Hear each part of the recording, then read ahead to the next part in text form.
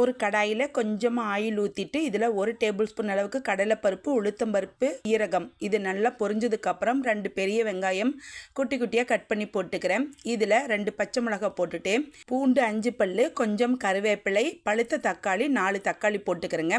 தக்காளி சீக்கிரமாக நல்லா வதங்கணுங்கிறதுக்காக உப்பு போட்டு நல்லா வதக்கிக்கிறேன். உப்பு போட்டதுக்கப்புறம் காரத்திற்கேற்ப மிளகாய்த்தூள் போட்டுக்கிறேன். ஏற்கனவே பச்சை மிளகாய் போட்டதுனால ஒரு 1/4 டீஸ்பூன் அளவுக்கு நான் மிளகாய்த்தூள் போட்டு நல்லா ஒரு 5 நிமிஷம் வதங்கினதுக்கப்புறம் கொஞ்சமாக மல்லித்தலை போட்டுக்கிறேங்க. நிறைய மல்லித்தலை போட்டிங்கன்னா மல்லி சட்னி ஆகிடும். அதனால் கொஞ்சமாக மல்லித்தலை போட்டு ஒரு 5 நிமிஷம் நல்லா வதக்கினதுக்கப்புறம் ஆற வச்சுட்டு மிக்சி ஜாரில் போட்டு அரைச்சி எடுத்துட்டிங்கன்னா ரொம்பவும் டேஸ்டான தக்காளி சட்னி ரெடி ஆகிடுச்சுங்க. அதிக நேரம் வதங்கணும்னு அவசியம் கிடையாதுங்க. ஒரு 5 நிமிஷம் நல்லா வதக்கி எடுத்துட்டு இந்த மாதிரி ஆற வச்சு அரைச்சி எடுத்துட்டிங்கன்னா தக்காளி சட்னி ரெடி ஆயிடுச்சுங்க. எப்பவுமே ஒரே மாதிரி சட்னி செய்யாமல் இந்த மாதிரி கொஞ்சம் வித்தியாசமாக தக்காளி சட்னி செஞ்சு சாப்பிடுங்க. 3 இட்லி சாப்பிட்ற இடத்துல 4 இட்லி நல்லா சாப்பிடலாம். இட்லி தோசைக்கு ரொம்பவுமே சூப்பராக டேஸ்ட்டாக இருக்குங்க.